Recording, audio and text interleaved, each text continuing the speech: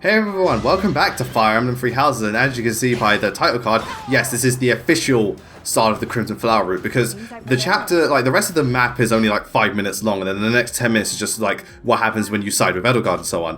And it's actually quite funny, because you only have to fight Edelgard as a boss, but I think her stats are fixed on a certain value, because the funny thing about Edelgard here is, she's really fucking slow.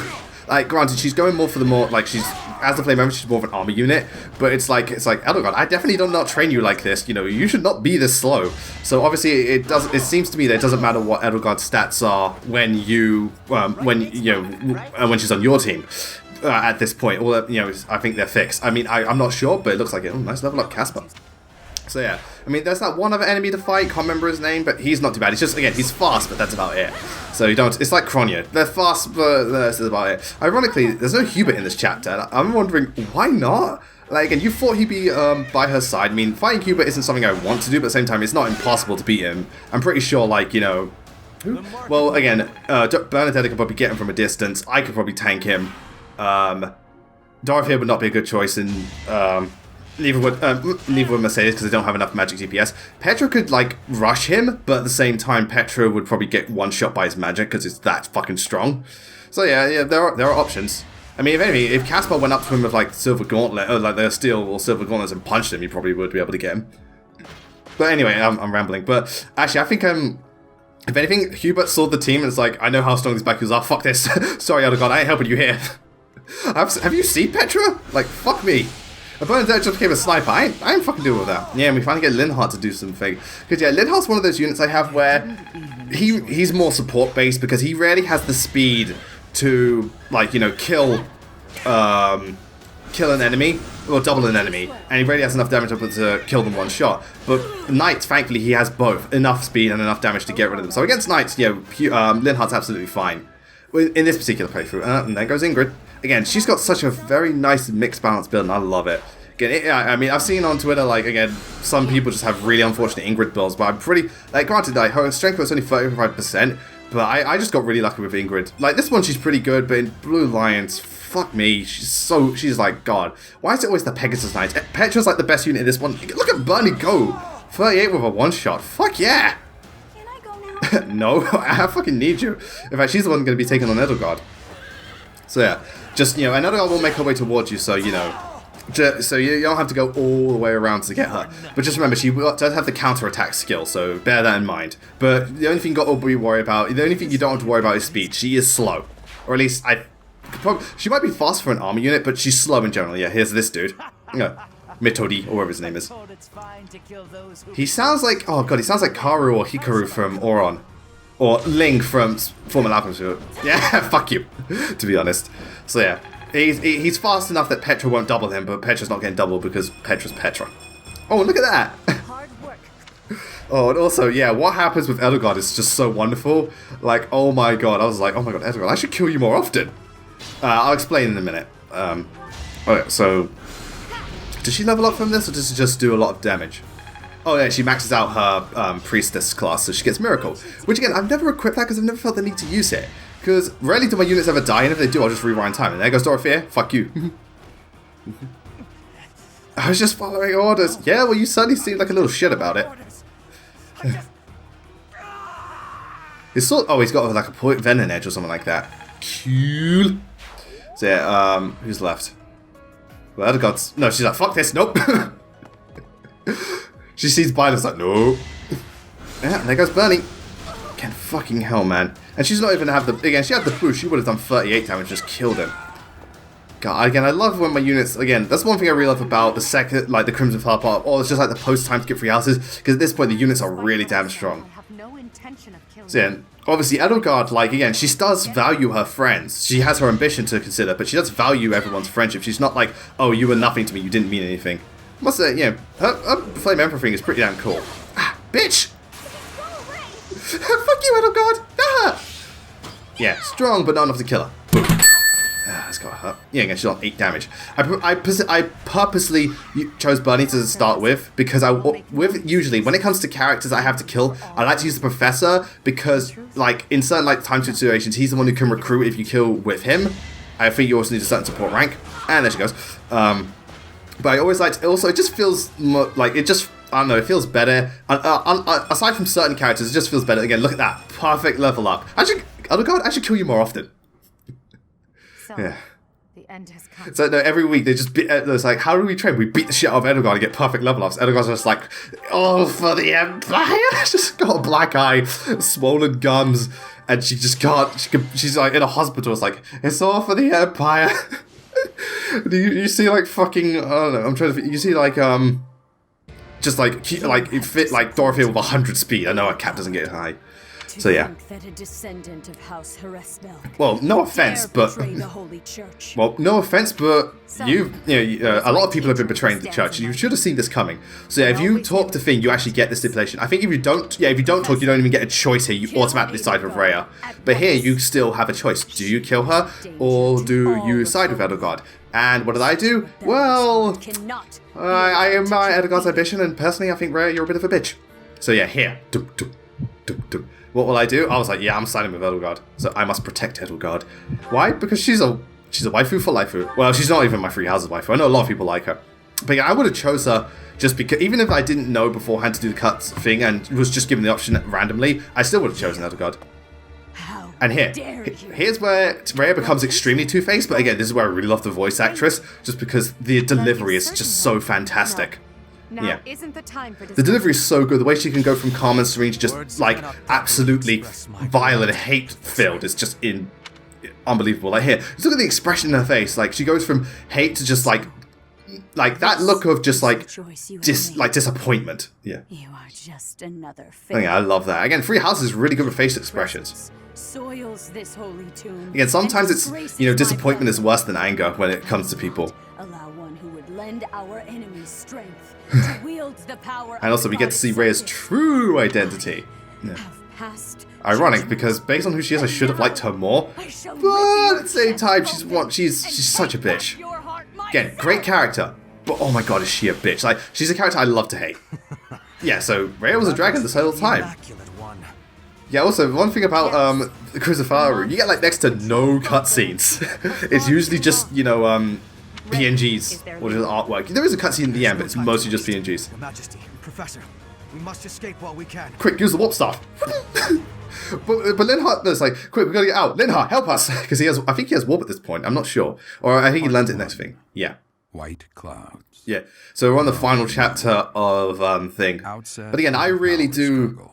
Like, again, I could really get behind Edelgard just because it's more than just it's more than just the fact that the church are too powerful. It's the divide between commoners and nobility. It's how much Crest is sought after and how much it's really fucked people over. Because if Crest were just a case of, let's say for instance Crest were a case of that people were more favored, but they weren't so like abundant where people would perform experiments just to make them, or you would be disowned from your family if you didn't have one, you would be pawned off just to have one. It was just a case of, oh, you got a crest, that's great, you're probably going to be better than normal. Then I would be alright with that and stuff like that, and probably Edelgard wouldn't have a reason to do this. But the fact that there's so much importance on this one specific luck factor, it's absolutely ridiculous. Again, you shouldn't base your society around that because that's completely unfair.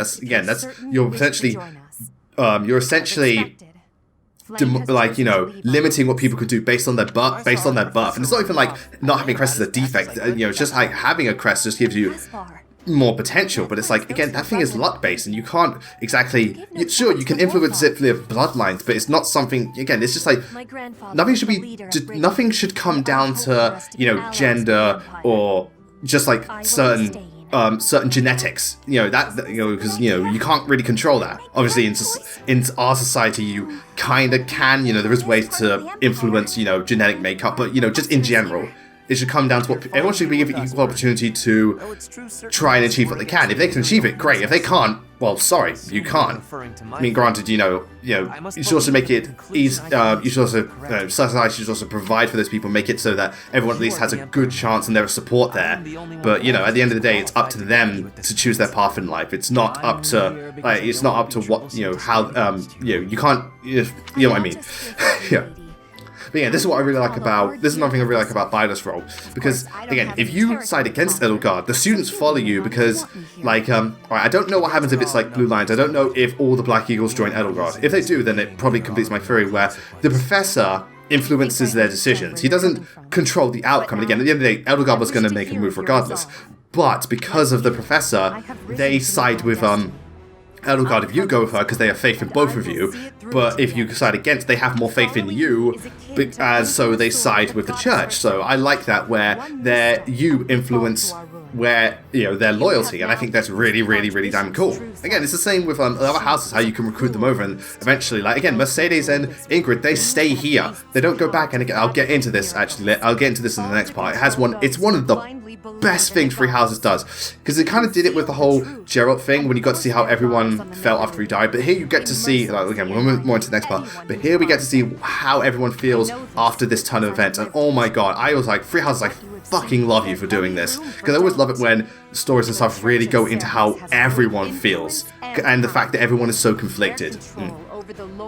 But yeah, another thing I really like about this Crimson Flower is that it's not that Edelgard just becomes a straight bad guy, because she's obviously trying to push forward, but she's also a realist and saying, like, I have to, if I don't push now, this is going to happen, or I've really got to do this, or I've really got to side with these people, I've got to suck up to these people, unfortunately. But another thing is that she is literally like hanging on a thread. She's like, if I fuck up, I am so screwed, and I'm very nervous about this. But at the end of the day, she can't show that in front of people, and she can't. And even then, even in times she's like, I kind of like, can I just relax for once? This thing's really taking its toll on me, and stuff like that. Incredible. But she's got to push through, and I like that it does humanize her. The fact that she is nervous. She's not like, I'm just going to go through this. I don't care about the outcome. No, she does care about the outcome. She doesn't want all to be for naught. And I like that, despite going on for so long, she is by Crimson Flower. She does get a little bit fed up. It's like, why can't it just end already?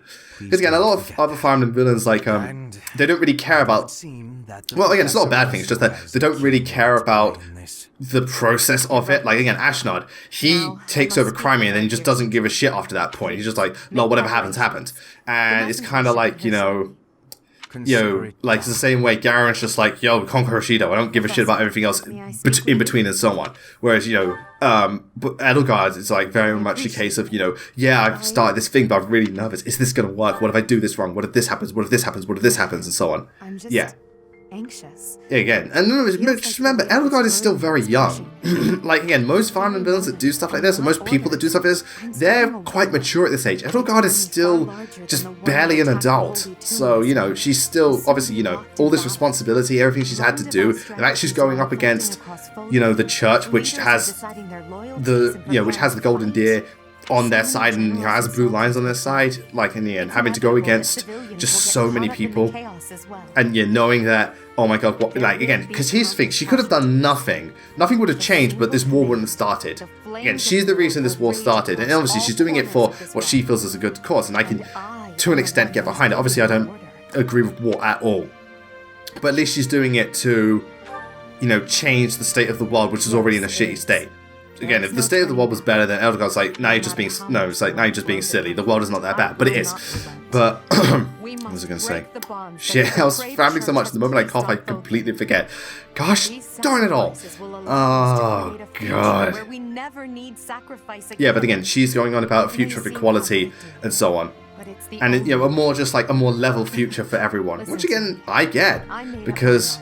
Like, even in our society, obviously, society has moved more towards equality, but there's still quite a big gap even in our world today. Obviously, it's not to the extent of, like, olden times or these stories, and there's no, like, major war going on, but there's still that divide, and there's still these things happen, and that's why I like that Three Houses is so contemporary. Because there is a lot about things that, well, it relates to our history, but also, yeah, that face is so precious. Oh, God. Again, sometimes, how people sometimes get moved by the tsundere blush, even though, Edelgard's not tsundere, but it's just a case of, oh my god, when she blushed just now, I was just like, oh, baby! Your Majesty. God. The latest report also, yeah, so I hope you like Hubert, because he appears a lot more often here, but it's really, really, but it makes sense. So yeah, what was I saying? We will be distributing our manifesto to every lord within. But yeah, I mean, to be fair, if anyone could instigate this uprising, it's Edelgard, because she has the most, she has the biggest territory. Because she is an emperor. Dimitri is a king, and Claude is like the head of a house. But a kingdom is nothing to an empire. Again, an empire covers so much. So yes, naturally, there are yeah. other nobles who oppose the Church. And again, that's another thing too. You know, there are people that side with Edelgard because, you know, not everyone, because again, that's why there's, I think it's good that Three Houses established there is already revolution, there is already people going against it. And I think that's why I feel pre-time skip was way more fallout than post-time skip. Not that I don't like post-time skip, I think post-time skip does a lot to show character progression. I think it has some of the more interesting maps, it's definitely a lot more challenging, and it's a lot more, and you know, and the gameplay kind of shifts up to be a lot more engaging.